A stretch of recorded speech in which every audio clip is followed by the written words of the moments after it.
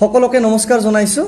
আৰু আশা কৰিছোঁ যে সকলে এই কৰোনাৰ যি মহামাৰী বা এই মহা সংকট চলি আছে এই সংকটৰ সময়ত সকলোৱে কুশলে মংগলে আছে আৰু আজি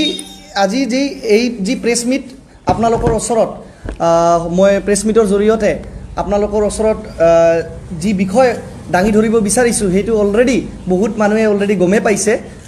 দৰাচলতে আপোনালোকক আজি মই আমন্ত্ৰণ কৰি আনিছোঁ এই কাৰণে কাৰণ বিপিএফে অৰ্থাৎ হাগ্ৰামা মহিলাৰ নেতৃত্বাধীন বিপিএফ চৰকাৰে গুৱাহাটী হাইকোৰ্টত তাৰমানে গুৱাহাটী উচ্চ ন্যায়ালয়ত মুখ ঠেকেচা খালে যোৱা কেইবামান পূৰ্বত অৰ্থাৎ কেইবামান আগত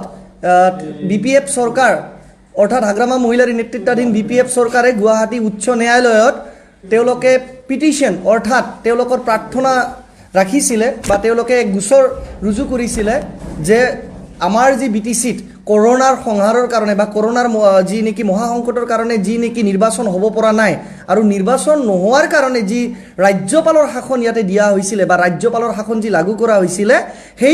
সেই ৰাজ্যপাল শাসনটোক বিপিএফ চৰকাৰে মহামান্য গুৱাহাটী উচ্চ ন্যায়ালয়ত অৰ্থাৎ গুৱাহাটী হাইকোৰ্টত চেলেঞ্জ কৰিছিলে আৰু তেওঁলোকে কৈছিলে যে গুৱাহাটী উচ্চ ন্যায়ালয়ে মানে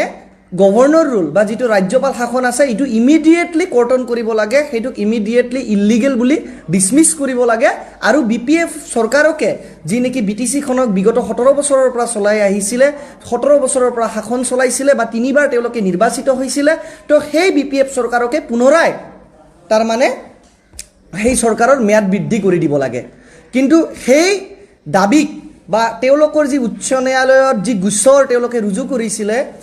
ৰাজ্যপাল শাসনৰ বিৰুদ্ধে সেই দাবীক আমি প্ৰত্যাহ্বান জনাই বিপিএফে তেওঁলোকৰ চৰকাৰৰ ম্যাদ বৃদ্ধি বা এক্সটেনশ্যনৰ যি তেওঁলোকে ডিমাণ্ড কৰিছিলে গুৱাহাটী হাইকোৰ্টত সেই গুৱাহাটী হাইকোৰ্টৰ ডিমাণ্ডক আমি চেলেঞ্জ কৰি গুৱাহাটী হাইকোৰ্টতে মহামান্য গুৱাহাটী উচ্চ ন্যায়ালয়তে আমি এক ইণ্টাৰভেনিং পিটিশ্যন অৰ্থাৎ ইণ্টাৰলকেটৰী এপ্লিকেশ্যন ক্ৰমিক নং মই চিৰিয়েল নাম্বাৰটো কৈ দিছোঁ 1006/2020 অৰ্থাৎ 2020 চনৰ 1006 নং ইণ্টাৰভেনিং পিটিশ্যন বা ইণ্টাৰলকেটৰী এপ্লিকেশ্যন গোচৰৰ জৰিয়তে আমি বিপিএফক পোনপটীয়াভাৱে প্ৰত্যাহ্বান জনাইছিলোঁ গুৱাহাটী উচ্চ ন্যায়ালয়ত আৰু গুৱাহাটী উচ্চ ন্যায়ালয়ত মই ৰাজকুমাৰ পৃথ্বীৰাজ নাৰায়ণ দেৱ মেছে UPPL দলৰ কেন্দ্ৰীয় কাৰ্যনিৰ্বাহক মানে সমিতি অৰ্থাৎ চেণ্ট্ৰেল ৱাৰ্কিং কমিটিৰ এজন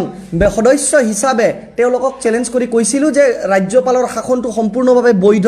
আৰু কোনো যুক্তি নাই যে ইয়াতে বিপিএফৰ চৰকাৰৰ পুনৰাই ম্যাদ বৃদ্ধি কৰিব লাগে তো আজি অতিকৈ আনন্দৰ কথা আৰু এয়া ৰাইজৰ জয় বুলি ক'ব বিচাৰিছোঁ এয়া কেৱল বিপিএফৰ পৰাজয় আৰু UPPLৰ জয় নহয় এয়া সত্যৰ জয় এয়া দুৰ্নীতিৰ বিৰুদ্ধে ৰাইজৰ জয় এয়া বিপিএফৰ স্বৈৰাচাৰিতাৰ বিৰুদ্ধে ৰাইজৰ জয় এয়া বিপিএফৰ বা হাগ্ৰামা মহিলাৰ নেতৃত্বাধীন বিপিএফ চৰকাৰৰ একনায়কত্ববাদৰ বিৰুদ্ধে ৰাইজৰ জয় আৰু ৰাইজক প্ৰতিনিধিত্ব কৰি ৰাইজৰ আশা আকাংক্ষাক প্ৰতিনিধিত্ব কৰি আমি যি গুৱাহাটী উচ্চ ন্যায়ালয়ত দাবী কৰিছিলোঁ যে ৰাজ্যপালৰ শাসনটো বৰ্তি থাকিব লাগে ৰাজ্যপালৰ শাসন বা গভৰ্ণৰ ৰুলখন কেতিয়াও ডিছমিছ কৰিব নালাগে যেতিয়ালৈকে ইলেকশ্যন আৰু নতুনকৈ পাতা নহয় সেই কথাটোকে গণ্য কৰি সেই কথাটোকে কনচিডাৰ কৰি আজি অচিন্ত মল্ল বুজৰ বৰুৱা ডাঙৰীয়া অৰ্থাৎ অনাৰেবল জাষ্টিছ অচিন্ত মল্ল বুজৰ বৰুৱাৰ কোৰ্টে বা অচিন্ত মল্ল বুজৰ বৰুৱাৰ যি judicial bench of Guwahati high court সেই কোৰ্টে আজি ঘোষণা কৰিছে আজি জাজমেণ্ট দিছে যে বিপিএফৰ চৰকাৰৰ ম্যাদ বৃদ্ধি নহয় আৰু বিপিএফ চৰকাৰৰ এক্সটেনশ্যন হোৱাটো টোটেলি ইলিগেল এক্সটেনশ্যন হ'ব নোৱাৰে আৰু ইলেকশ্যন নোহোৱালৈকে আৰু এটা নতুন যিকোনো গভৰ্ণমেণ্ট ফৰ্ম নোহোৱালৈকে BTCত ৰাজ্যপালৰ শাসনে বৰ্তি থাকিব আৰু সম্পূৰ্ণভাৱে বিপিএফৰ যি দাবী উচ্চ ন্যায়ালয়ত ডিছমিছ কৰিছে তেওঁলোকৰ যি পিটিশ্যন আছিল ৰিট পিটিশ্যন নাম্বাৰ 2143/2143 অৰ্থাৎ 2143/2020 যি ৰিট পিটিশ্যন বিপিএফে দাখিল কৰিছিলে সেই পিটিশ্যনটোক একভাৱে পোনপটীয়াভাৱে আজি ডিছমিছ কৰিছে তেওঁলোকে মই এতিয়া আশা কৰোঁ সংবাদ মাধ্যমৰ বন্ধুসকল বা সংবাদদাতাসকল আপোনালোকৰ যদি কিবা প্ৰশ্ন উত্থাপন কৰিবলগীয়া আছে তেতিয়াহ'লে উত্থাপন কৰিব পাৰে আমি ইলেকশ্যনটো কেতিয়া হোৱা দেখিছে চাওক আমাৰ UPPL দলৰ এটাই নীতি ৰাজনীতি কেতিয়াও ৰাইজৰ ঊৰ্ধত হ'ব নোৱাৰে ৰাইজৰ ঊৰ্ধত বা ৰাইজৰ ওপৰত ৰাজনীতি নহয় ৰাইজক লৈয়ে ৰাজনীতি হয় যাৰ কাৰণে আমি সদায় কওঁ যে ৰাইজেই ৰজা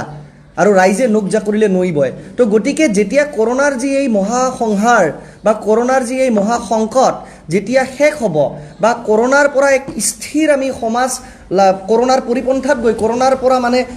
কৰোনাৰ বিৰুদ্ধে যুঁজ খেলি খেলি আমাৰ যেতিয়া তাৰমানে এক স্থিৰতা আহিব যে এতিয়া আমাৰ কৰোণাৰ ভেকচিন আহি গ'ল, এতিয়া আমাৰ মানুহে কৰোণাত আক্ৰান্ত হ'লে ট্ৰিটমেণ্ট উপযুক্ত ট্ৰিটমেণ্ট আহি গৈছে, সেইখিনি সময়ত আমি নিৰ্বাচনটো বিচাৰোঁ। আৰু যেতিয়াই কৰোণাৰ ভেকচিন আহে, যেতিয়াই কৰোণাৰ তাৰমানে উচিত ট্ৰিটমেণ্ট আহে, যেতিয়াই আনকি মানুহে কৰোণাৰ প্ৰতি ভয়টো শেষ হৈ যাব, তেতিয়াই নিৰ্বাচন পাতক। আমিতো জানো UPPL দলে বিজয়ী হোৱাটো স্বাভাৱিক, আৰু যি মূলাবাৰে তাৰ দুপাততে চিন, কাৰণ দ্য মৰ্ণিং শ্ব'জ দ্য ডে বুলি কয়। তো আজি যি BPFে নৈতিক হাৰ, উচ্চ ন্যায়ালয়ত যি তেওঁলোকে মানে মুখ ঠেকেচা খালে ক'ব গ'লে, তেওঁ এইটো নমুনাহে, মৰ্ণিং শ্ব'জ দ্য ডে। আজি যে যি সূৰ্য উঠিছে দিনটো আজি গমেই পাইছে যে BPFৰ হাৰ অলৰেডি আৰম্ভ হৈ গ'ল, BPFে হাৰাটো ষ্টাৰ্ট হৈ গ'ল। সেইদিন দুৰ্নীতিত হাৰিলে,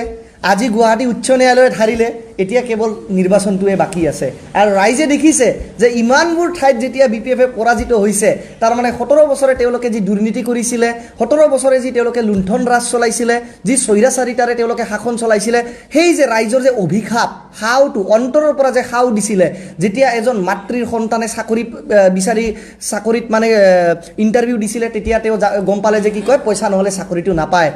যেতিয়া এজন কণ্ট্ৰেক্টাৰে কণ্ট্ৰেক্ট কৰিবলৈ গৈছিলে, তেতিয়া তেওঁ কণ্ট্ৰেক্ট নাপায়, কমিশ্যন নিদিলে। আনকি মই আজি মানে দুখৰ সহিতে কৈছোঁ, BPFৰ কাৰণে ইউথ BPF বা BRTFৰ ল'ৰাবিলাকে বহুত কষ্ট কৰিছিলে এসময়ত, কিন্তু তেওঁলোককো তেওঁলোকে BPF চৰকাৰে পুনৰ সংস্থাপন দিব পৰা নাই। আজি মোৰ দুখ লাগে, আজি যদি BPF বা ইউথ BPF বা BRTFৰ ল'ৰাবিলাকে যোনে নেকি BLTৰ লগত আছিলে বা যোনে BPFৰ লগত আগৰ পৰাই যোগদান কৰি আহিছে, সহায় কৰি আহিছে, তেওঁলোককো যদি উচিত মৰ্যাদাৰে তেওঁলোকে পুনৰ সংস্থাপন দিলেহেঁতেন, হয়তো ৰাইজৰ ক'তবা নহয় ক'তবা তেওঁলোকে আশীৰ্বাদ পালে। যিহেতু তেওঁলোকে নিজৰ মানুহকে গাদ্দাৰী কৰিছে, তেওঁলোকে নিজৰ ছাপৰ্টাৰকে তেওঁলোকে গাদ্দাৰী কৰিছে, গতিকে ৰাইজৰ যিটো সাও এইবাৰ লাগিছে তেওঁলোকক। আৰু এইবাৰ নিৰ্বাচনত যেনেকৈ উচ্চ ন্যায়ালয়ত তেওঁলোকে UPPLৰ লগত মুখ ঠেকেচা খালে,